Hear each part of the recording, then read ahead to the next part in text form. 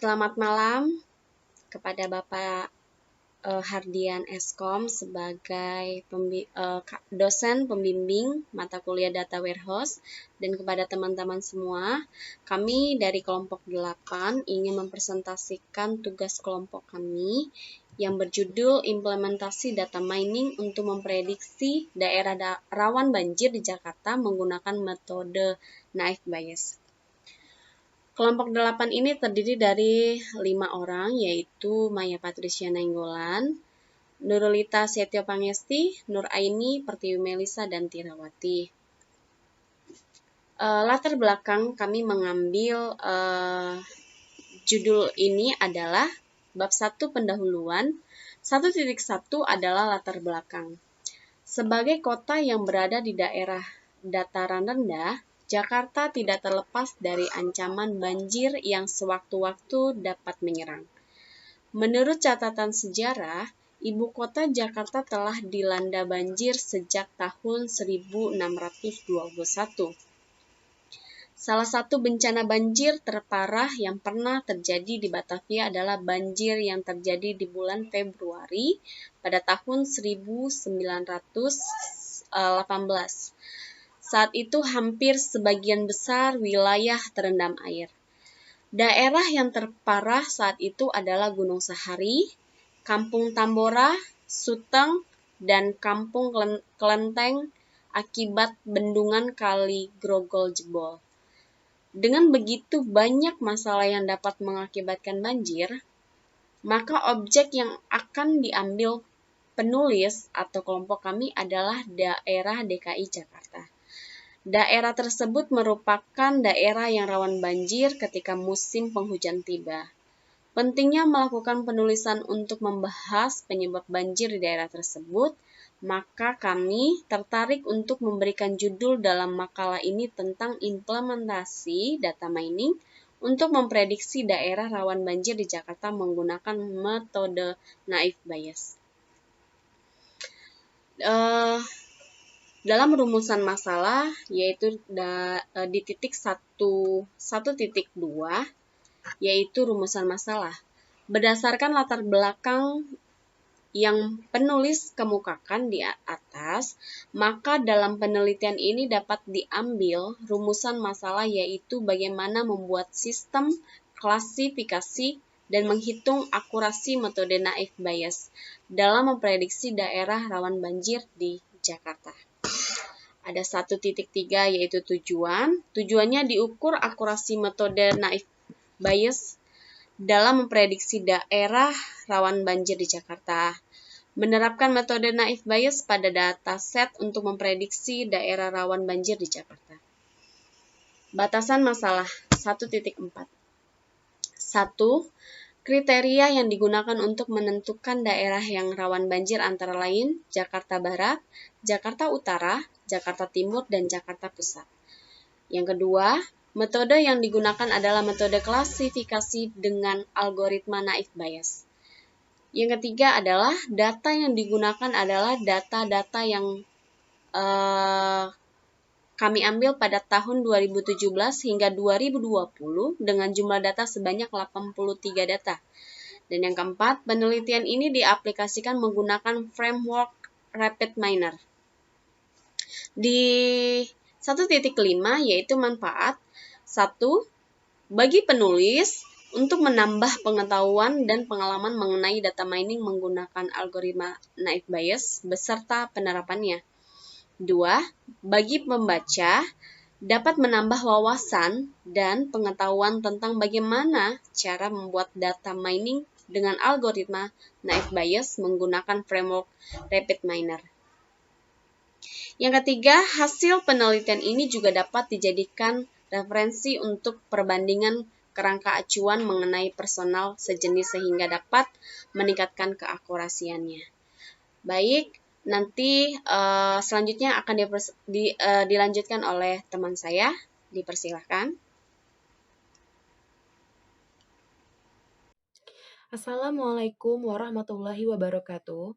Saya Nurulita Setio Pangesti akan melanjutkan presentasi dari teman saya.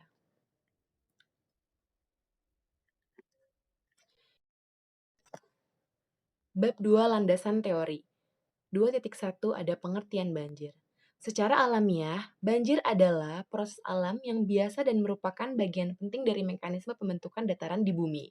Melalui banjir, muatan sedimen tertransportasikan dari pegunungan atau perbukitan ke daratan yang lebih rendah, sehingga terjadi pengendapan dan terbentuklah daratan. Melalui banjir pula, muatan sedimen masuk ke laut kemudian diendapkan di tepi sungai membentuk daratan atau terus masuk ke laut dan mengendap di dasar laut. Banjir banjir itu sendiri terjadi ditentukan oleh curah hujan. 2.2 ada data mining. Data mining adalah banyaknya data ditambah dengan kebutuhan alat untuk analisis data yang kuat, telah digambarkan sebagai kaya data tapi miskin informasi. Jumlah data yang tumbuh secara cepat dikumpulkan dan disimpan dalam repositori data yang besar dan banyak. Telah jauh melampaui kemampuan manusia untuk memahami data-data tersebut tanpa mampu mengolah data tersebut. Akibatnya, data yang dikumpulkan dalam repositori data yang besar menjadi kuburan data.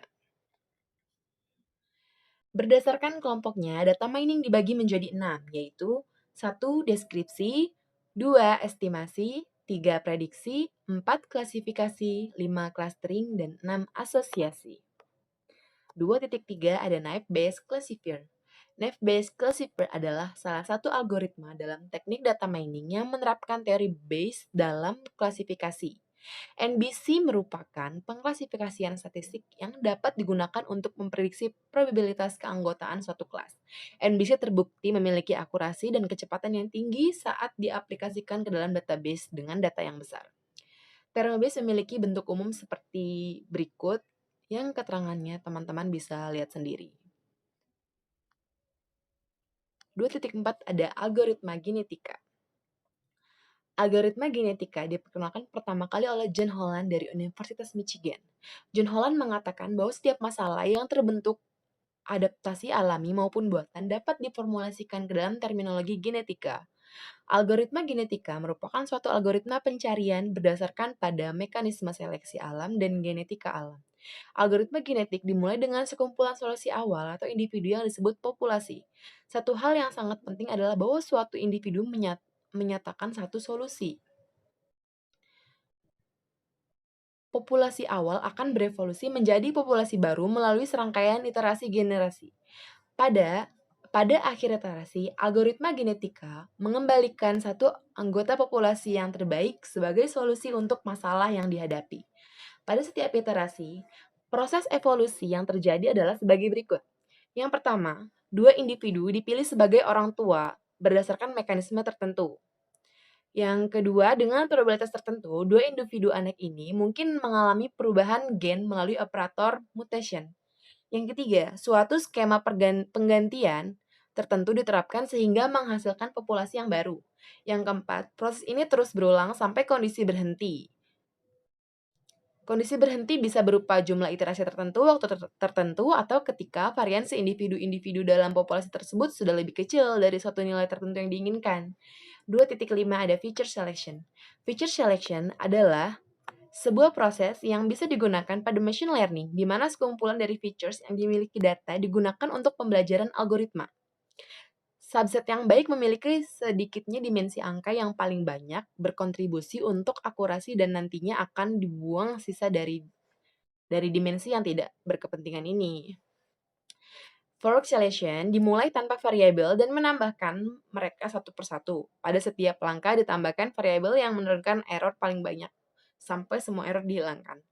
Yang terakhir ada backward selection, dimulai dengan semua variabel dan membuangnya satu persatu. Pada setiap langkah membuang variabel yang memiliki error paling banyak. Terima kasih, saya Nurlita dan presentasi selanjutnya akan dilanjutkan oleh teman saya. Saya Nur Aini akan melanjutkan presentasi dari teman saya. Poin 2.6, evaluasi dan validasi klasifikasi data mining.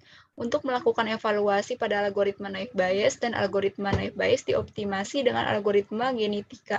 Dilakukan beberapa pengujian menggunakan confusion metric dan kurva Roche, receiver operating karakteristik.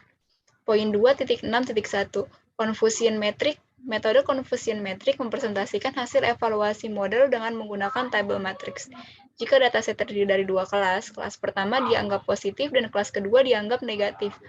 true positif atau TP, merupakan jumlah record positif dalam dataset yang diklasifikasikan positif. True negatif atau TN, merupakan jumlah record negatif dalam dataset yang diklasifikasikan negatif. False positif atau FP, merupakan jumlah record negatif dalam dataset yang diklasifikasikan positif. False negatif atau FN, merupakan jumlah record positif dalam dataset yang diklasifikasikan negatif. Berikut adalah persamaan model confusion metric. A. Nilai akurasi atau ACC adalah proporsi jumlah prediksi yang benar. Dapat dihitung dengan menggunakan persamaan akurasi true positif ditambah true negatif per true positif ditambah true negatif ditambah false positif ditambah false negatif. Yang B. Sensitivity atau recall. Digunakan untuk membandingkan proporsi terhadap tuple yang positif, yang dihitung dengan menggunakan persamaan sensitivity sama dengan true positif per true positif ditambah false negatif. Specificity digunakan untuk membandingkan proporsi terhadap tuple yang negatif, yang dihitung dengan menggunakan persamaan specificity true negatif per true negatif ditambah false positif. PPV, positive predictive value atau precision, adalah proporsi kasus dengan hasil diagnos positif yang dihitung dengan menggunakan persamaan PPV true positif per true positif ditambah false negatif. Yang NPV, negative predictive value, adalah proporsi kasus dengan hasil diagnosa negatif yang dihitung dengan menggunakan persamaan NPV sama dengan true negatif per true negatif ditambah false negatif.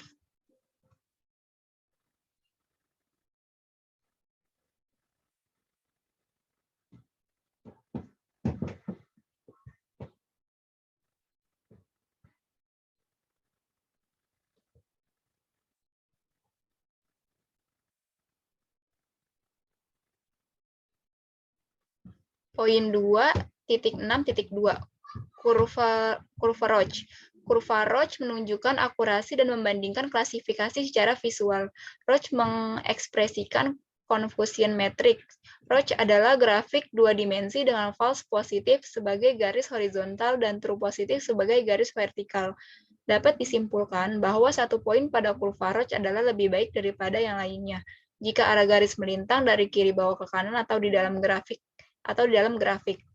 Tingkat akurasi dapat diagnos sebagai berikut. Akurasi 0.9 sampai 1.00 sama dengan excellent classification. Akurasi 0.80 sampai 0.90 good classification. Akurasi 0.70 sampai 0.80 fair classification. Akurasi 0.60 sampai 0.70 poor classification. Akurasi 0.50 sampai 0.30 failure. Bab 3. Metode penelitian. Poin 3.1. Instrumen penelitian. Penelitian ini akan mengusulkan hasil akurasi baru untuk sebuah permasalahan memprediksi daerah rawan banjir di Jakarta. Data yang digunakan dalam penelitian ini diambil pada tahun 2017 bulan Oktober. Data yang diambil kisaran 83-an, namun turut testing penelitian ini penulis hanya mengambil sampel data sebanyak 24 data. Model desain ini akan melakukan pemrosesan data training dan data testing untuk menguji metode algoritma yang digunakan. Tahapan yang akan dilalui dibagi menjadi 3 bagian, yaitu processing, seleksi fitur, dan validasi, yang di dalamnya berisi subproses training dan testing. Poin 3.2. Pengumpulan data. Data yang digunakan pada penelitian kali ini merupakan data sekunder, karena sumber data diperoleh melalui media perantara atau secara tidak langsung yang berupa buku, catatan, bukti yang telah tervalidasi, atau arsip baik yang dipublikasi maupun tidak dipublikasi secara umum, yaitu 100.000 data yang akan dipecah menjadi 80% data training dan 20% data testing. Data testing yang digunakan sekitar 84 data yang telah diklasifikasikan berdasarkan variabel yang ada.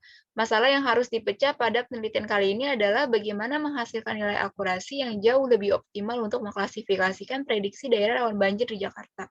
Dataset yang digunakan pada penelitian ini adalah sebagai berikut. Assalamualaikum warahmatullahi wabarakatuh. Saya Tirawati akan melanjutkan presentasi dari teman saya Nuraini. 3.3. Metode yang diusulkan dalam penelitian ini akan dilakukan analisis menggunakan metode klasifikasi data mining. Metode yang diusulkan untuk pengolahan data daerah rawan banjir di DKI Jakarta adalah penggunaan algoritma naive Bayes dengan genetika optimization atau algoritma genetika. Data diolah sesuai dengan algoritmanya masing-masing, yakni data olah menggunakan metode naive Bayes. Setelah diolah dan menghasilkan model, maka terhadap model yang dihasilkan tersebut dilakukan pengujian menggunakan rapid manner. 3.4 Metode pada algoritma naive Bayes. Algoritma naive Bayes classifier adalah salah satu algoritma dalam teknik data mining yang menerapkan teori Bayes dalam klasifikasi. NBC merupakan pengklasifikasian statistik yang dapat digunakan untuk memprediksi probabilitas keanggotaan suatu kelas. NBC terbukti memiliki akurasi dan kecepatan yang tinggi saat diaplikasikan ke dalam database dengan data yang besar. Percobaan pertama adalah menerapkan algoritma naive Bayes untuk memprediksi banjir di daerah DKI Jakarta tanpa menggunakan fitur seleksi. Terdapat 24 data dan 9 atribut, diantaranya adalah nama kota, kecamatan, kelurahan, prediction. Selain itu juga digunakan split data untuk melakukan pengujian model. Data training. Data daerah rawan banjir DKI Jakarta dihubungkan dengan operator split data. Selanjutnya dihubungkan menggunakan algoritma naive Bayes untuk menghitung data training dan digunakan operator apply model untuk mendapatkan prediksi pada data dengan menerapkan model processing. Kemudian dihubungkan dengan operator performance untuk mengetahui evaluasi data yang sudah dilakukan akurasinya. Split data dalam teknik validasi yang membagi data menjadi dua bagian secara acak. Sebagian menjadi data training, sebagian lainnya menjadi data testing. Dengan menggunakan split data akan dilakukan percobaan training berdasarkan split ratio yang telah ditentukan sebelumnya. Kemudian sisa dari split ratio, data training dianggap sebagai data testing. Data training atau data yang digunakan dalam pembelajaran, sedangkan data testing atau data yang belum pernah digunakan sebagai pembelajaran dan akan menjadi data pengujian kebenaran atau keakurasian hasil pembelajaran. 3.5 Evaluasi dan validasi hasil. 3.51 Hasil pengujian metode naive Bayes. A conversion method menggunakan perhitungan akurasi data training menggunakan algoritma naive Bayes yang menghasilkan daerah rawan banjir 83,33%. Tingkat akurasi ini sudah melewati 65%. Itu artinya algoritma naive Bayes dapat dijadikan sebagai aturan dalam membuat modul klasifikasi daerah rawan banjir di DKI Jakarta.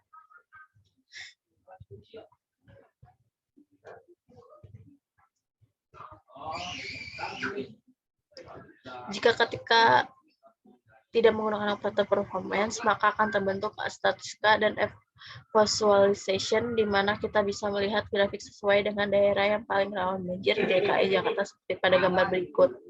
Berdasarkan gambar visualisasi di atas, terlihat bahwa daerah rawan banjir di DKI Jakarta berada di daerah Jakarta Utara. Bab 4 Kesimpulan. Poin 4.1 Kesimpulan dari penelitian ini yaitu sistem klasifikasi kelayakan dalam memprediksi daerah rawan banjir dengan metode naive Bayes classifier telah berhasil dibangun. Berdasarkan hasil penelitian yang dilakukan, nilai akurasi tertinggi yang diperoleh yaitu sebesar 83,33% pada pembagian data 70/30.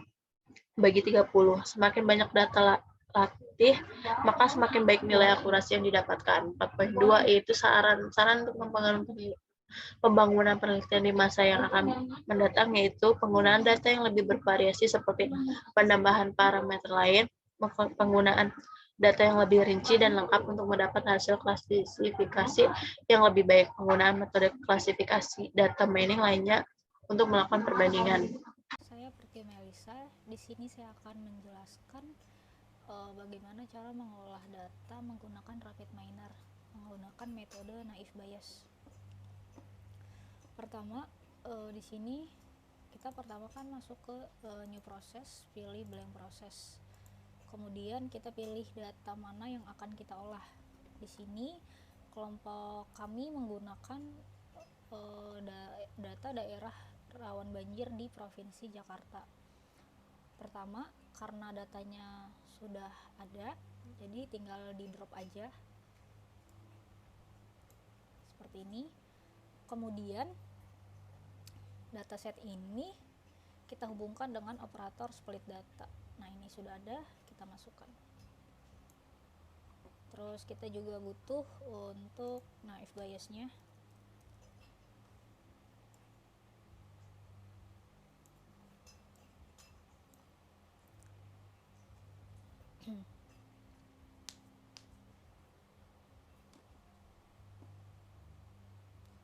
Terus kita juga butuh operator performance.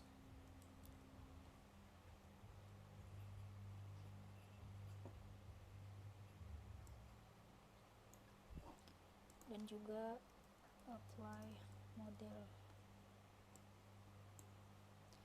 Nah, dataset daerah rawan banjir ini kita hubungkan dengan split data. Kita tarik, kita hubungkan seperti ini. Kemudian split data ini kita hubungkan dengan naive bias.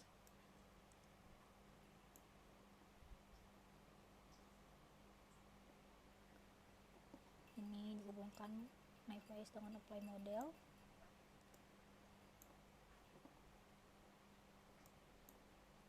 Ini ke sini. Ini ke sini. Oke. Ini apply model dengan performance. Kemudian untuk mendapatkan hasilnya kita sambungkan juga di bagian ini. Nah, seperti ini. Nah, ini kita bagian parameternya. Untuk rasionya kita tambahkan 0,7 dan 0,3. Klik OK. Nah, di sini kita coba play hasilnya. Ini hasilnya. Ini prediksinya. Tadi data yang telah kita ambil seperti ini, terdapat 24 data. Kemudian untuk tingkat akurasi datanya 83,33%. Seperti ini. Kemudian untuk melihat statistiknya di sini, di bagian statistik, kalau data tadi yang ini. Kemudian untuk melihat grafiknya di sini ya, kita bisa rubah-rubah mana yang kita ingin lihat datanya. Seperti itu, bisa kecamatan. Ini akan berubah lagi, atau mungkin ini.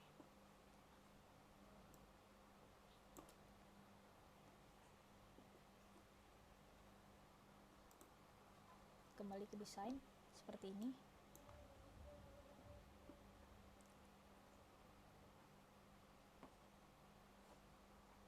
Oke, cukup sekian. Terima kasih.